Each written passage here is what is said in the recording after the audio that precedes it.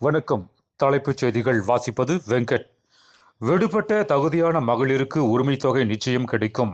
பாப்பிரெட்டிப்பட்டி அருகே முன்னாள் அமைச்சர் பழனியப்பன் இல்ல திருமண விழாவில் முதல்வர் மு.க.ஸ்டாலின் உறுதியளித்தார். ஒரு சாதாரண தொண்டனுக்கும் தாவேகா தலைவர் விஜய் பதவி கொடுத்து அழகு பார்க்கிறார். தாவேகா கொள்கை பரப்பு செயலாளர் அருண்ராஜ் பேச்சு. ஆஸ்திரேலியாவின் சிட்னி கடற்கரையில் நடந்த துப்பாக்கி சூட்டில் 10 பேர் உயிரிழப்பு. என் ரவி RSS ஆளுநராக மாறிவிட்டார். உயர்கல்வித்துறை அமைச்சர் கோவி செழியன் விமர்சனம். மகளிர் உரிமை தொகை திட்டம் எதிர்மறை வாக்குகளை தடுப்பதற்கான சூழ்ச்சி. கொங்கு மண்டல மாநில நிர்வாகிகள் ஆலோசனை கூட்டத்தில் G.K. வாசன் பேச்சு.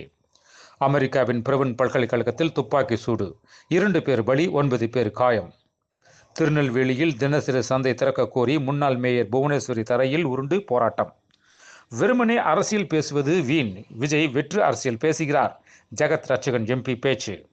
தமிழகத்தில் நடக்கும் தவறான ஆட்சிக்கு ஆட்சியாளரை தேர்ந்தெடுத்த மக்கள் தான் பொறுப்பேற்க வேண்டும். மதுரையில் நாம் தமிழர் கட்சி ஒருங்கிணைப்பாளர் சீமான் பேச்சு. குமரி மாவட்டத்தில் மலையில் இருந்து முருகன் சிலை அகற்றப்பட்ட வழக்கில் அரசுக்கு சொந்தமான இடத்தில் முருகனும் வேண்டாம், சிலுவையும் வேண்டாம். உயர்நீதிமன்றம் கருத்து. மலையாள நடிகர் அகில் விஸ்வநாதன் வயது 30 உயிரிழந்த நிலையில் சடலமாக மீட்கப்பட்டார். மேலும் விரிவான செய்திகளுக்கு அரசியல் ராஜ்யம் மின் இதழை படியுங்கள். நன்றி, வணக்கம்.